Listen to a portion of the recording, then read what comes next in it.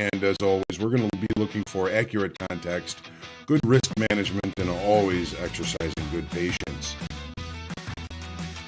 Anytime you're talking about fundamentals in a market and direction, fundamentals take a little bit of time to play out. We got crude oil today, kind of trading yesterday's value area really nicely, low to high.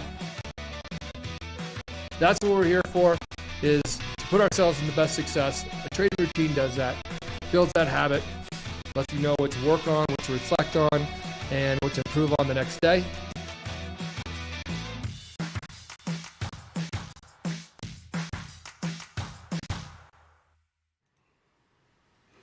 Good afternoon and welcome to the market recap.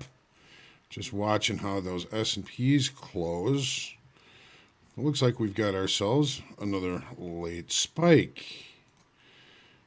Anyways, it's the recap, May 19th, Monday. John Hoagland here. Thanks for trusting me with the time. Hope you had a successful, if not safe, trading day today. When the market gets into continuation mode, it's very difficult to remain patient and find those right areas for executions. And we were certainly challenged with that today. Just taking a look at what happened in the markets today. Crude oil had an unsuccessful early auction to the upside. And that with some financial information drives price just right to weekly kickoff low. It closed, I think, just a few ticks above weekly kickoff low before continuing. We're going to see that in the charts very shortly. As far as the E-mini S&P and the NASDAQ is concerned, S&P closed down 3%, NASDAQ 3.8%. The rejection of the gap close in both of those markets, price was sent to new lows on the year. Both of them look very much the same. We'll check them out in the charts anyway. Gold can't close the gap early and continues its push down to the downside, really getting relatively close to that weekly kickoff low we talked about this morning. Euro balance remains. The 10-year failure to accept below the weekly kickoff low, I think, caused a few shorts to cover this morning and this afternoon. The natural gas, wow, didn't see this one coming. Possible market state change. First day it's like 80 degrees here in Chicago, and apparently we don't need natural gas anymore. So we're going to take a look at that on the charts as well. As far as news is concerned, most of the things we're talking about as far as trading is concerned was Raphael Bostic and his comments from earlier today. He says there's some recent signs that inflation is not accelerating. He says that's a good thing. Business leaders are worried that prices will get too high and people will stop buying. And he's not taking anything off the table as far as changes to Fed policy. He also says that many of the impacts from Ukraine have yet to be felt here in the U.S. as far as inflation is concerned. And Bitcoin falls below 32,000 today for the first time since July of 2021. Apparently, Mark Cuban has chimed in saying crypto's going through the same lull that the internet went through. Maybe he's right. Maybe he's right. Good afternoon, everybody. It's always a pleasure to see everyone. Scott saw, and hopefully you conquered. Isaac, Tachyon, down a little bit. So many lessons yet to be learned forever in these markets. Chilling with Dylan, good to see you. Spencer, good to see you. I'm sorry if you had a tough day. My brother Tom is here. Good to see you. I love you. Scott saw. Lucky kept it in practice, but it was a tough one for him too. Dan, trapped under VWAP all day long. I was noticing that. Every time we got to VWAP, the sellers came in. Anne Marie. Oh, yeah, well, we, even a blind squirrel finds an acorn once in a while, Anne Marie. Yeah, we did talk about the potential for that late spike in the end of the day today in coaching. And again, we don't know the outcome of anything. All we can do is take the nuances that are in sight and hopefully catch the moves. 470 with only longs on the micros. Dan, you're such a contrary trader, man. If the market's going higher, you're making money short, and if your market's going lower, you're making money long. It's amazing. That's a gift, Dan. Make sure you take advantage of that. Good afternoon, Vince, Frederico, Kirill, scooping up some. All right. Had a good day after a string of bad ones. Was able to remain patient. So good. So important. I love to hear that. GT, blessings.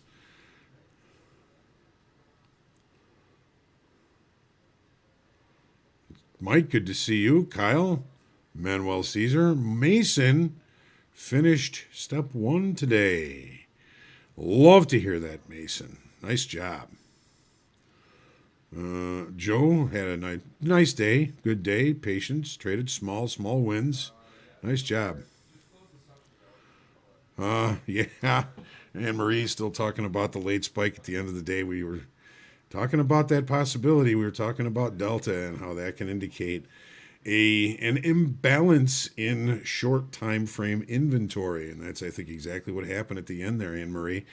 We got too long as short time frame traders. We have to get out at the end of the day, and that's what happens. Yes, the squirrel finding a nut is the old one. Yep. All right. Let's take a look. I'm going to turn this thing off. It's very distracting. All right. We're going to start with the daily and crude.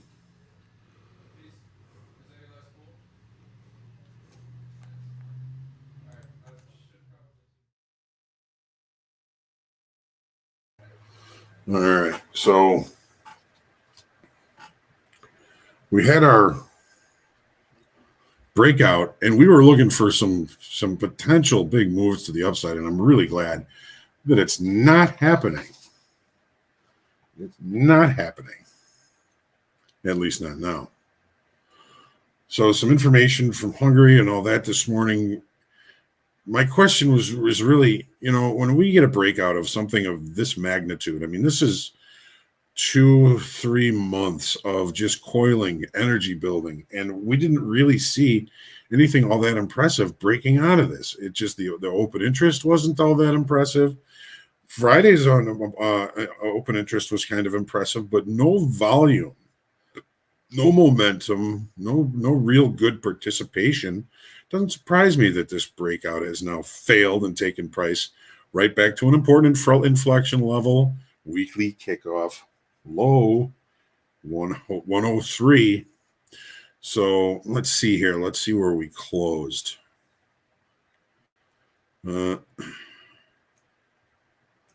So I think I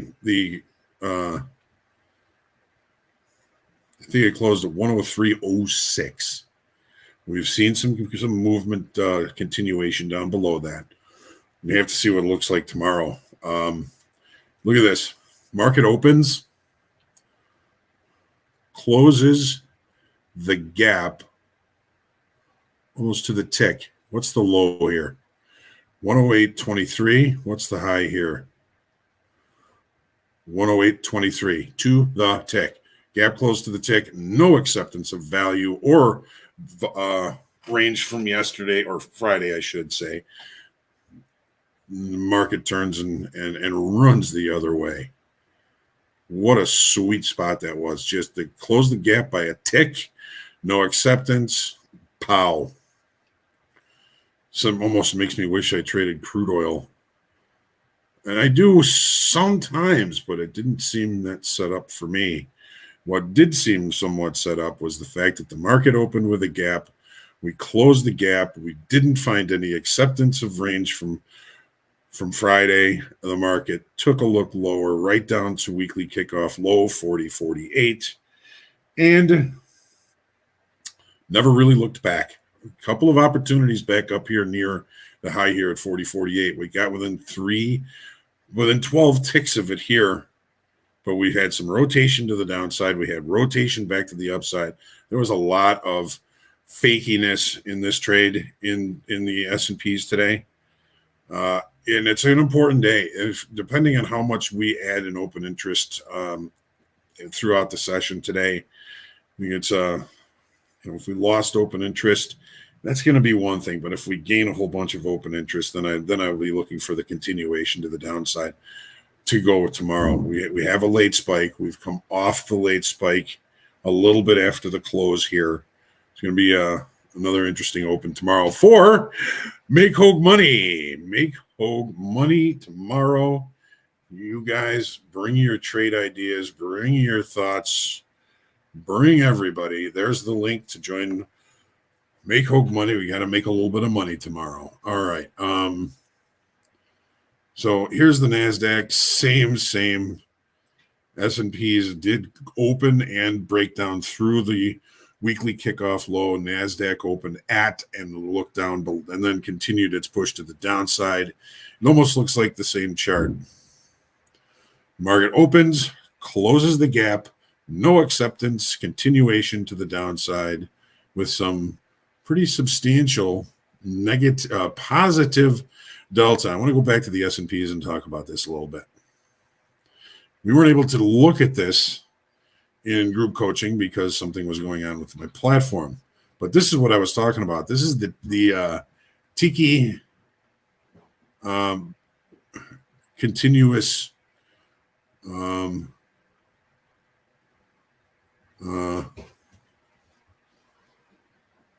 delta. If you get this, you open it up. It's under Tiki Tools. It's here. You have to download it.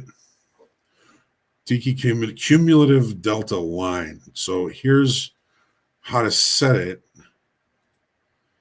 You got to have it on session starting at 8 o'clock for the S&Ps, which really open at 8:30. Make sure you show the value. You can increase the size of the lines. So here's the 0. So every morning before the market opens, it zeroes out again. So you get an idea of what kind of delta you are creating. So when we look at this, the market open looked higher. Overall, this market moved lower all day long. Look what delta did. It moved higher all day long. Well, almost all day long. This is saying that the more aggressive traders are they're lifting the offer. That's positive delta. But price continues to move lower. It means there's quite possibly some longer, stronger traders selling into this market, adjusting inventory. Maybe they're too long. Maybe they're getting short. We don't really know. We don't really care. All we care about is the fact that they ended up getting our direct competitors, the short time frame pea shooters like us, too long by the close, and that's when we end up putting in the late spike. It's one of my favorite things is the late spike and the anticipation of it as we see delta divergence. Here's gold. And there it is. So dollar at 20-year highs. We've had some upside attempts that have been feeble, losing 19,000 estimated on Friday alone. We get the push back down to weekly kickoff low, which is 1848.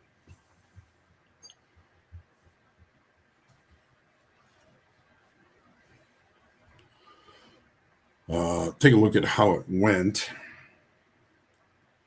So we had a gap, relatively big gap, but gap rules, couldn't close the gap. Not good. What does happen and what doesn't happen is equally as important. We were unable to close the gap relatively early. We traded in the direction of the gap, which was exactly what it would have been the best trade location for today.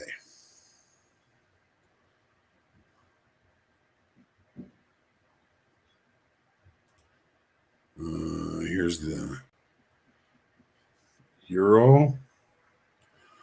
Still range bound. 1, 2, 3, 4, 5, 6, 7 days, dragging along that weekly kickoff low.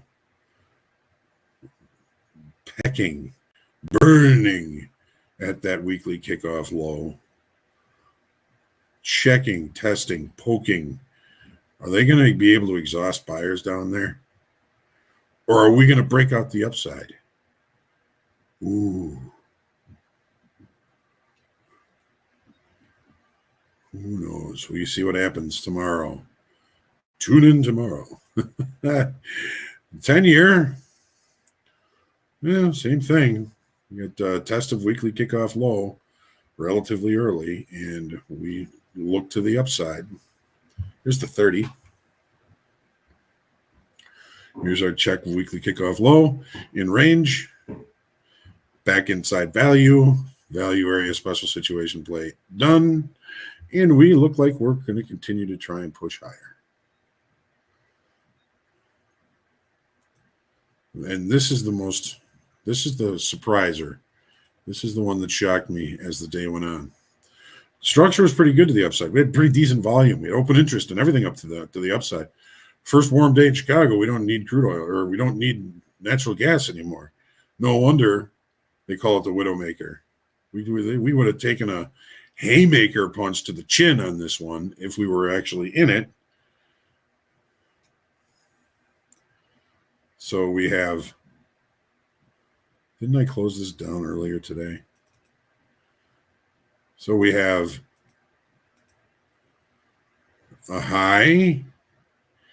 Couldn't get to weekly kickoff high last week. We shortened up weekly kickoff low because there's a lot of stuff to kind of clean up down below. There's a lot of visuals, naked points of control. We took out a couple of them today. Not only that, the weekly kickoff low. So when we're looking at this, we had some pretty decent volume on the daily chart. Great volume. Let's see what open interest looks like tomorrow. If we lost open interest, we could certainly turn this thing around. Look at this bearish engulfing pattern. Perfect bearish engulfing pattern on Thursday into Friday. Another one here. We came back down a little bit, but we ended up taking it out. Nothing's perfect in futures. I don't know. So that's it for the day. No runs, no hits, no errors, nobody left. Tune in tomorrow to As the Market Turns. We find out what our friends did. Yeah, Mike Tyson definitely had to.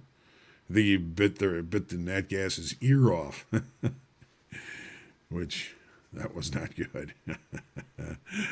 All right, what happened today?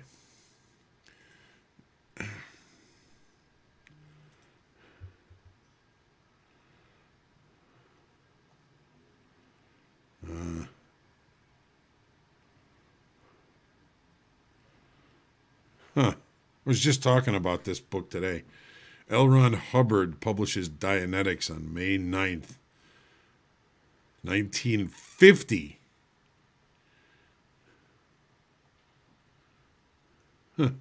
Buffalo Bills Wild West show opens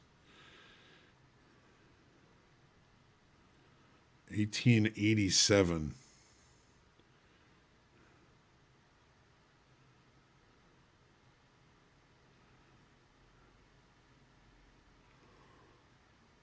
(1971). The last episode of The Honeymoons airs. Seems like 1971.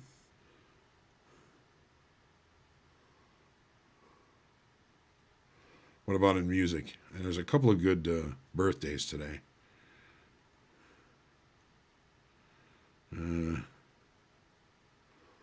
Billy Joel's birthday is today, 1949 he was born.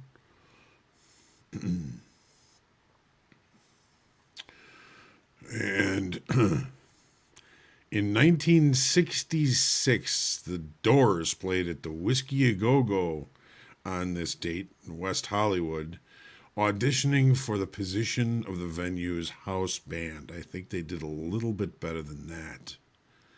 1970, the Guess Who started a 3-week run at #1 with single American Woman. It was actually an accident, the writing of that song.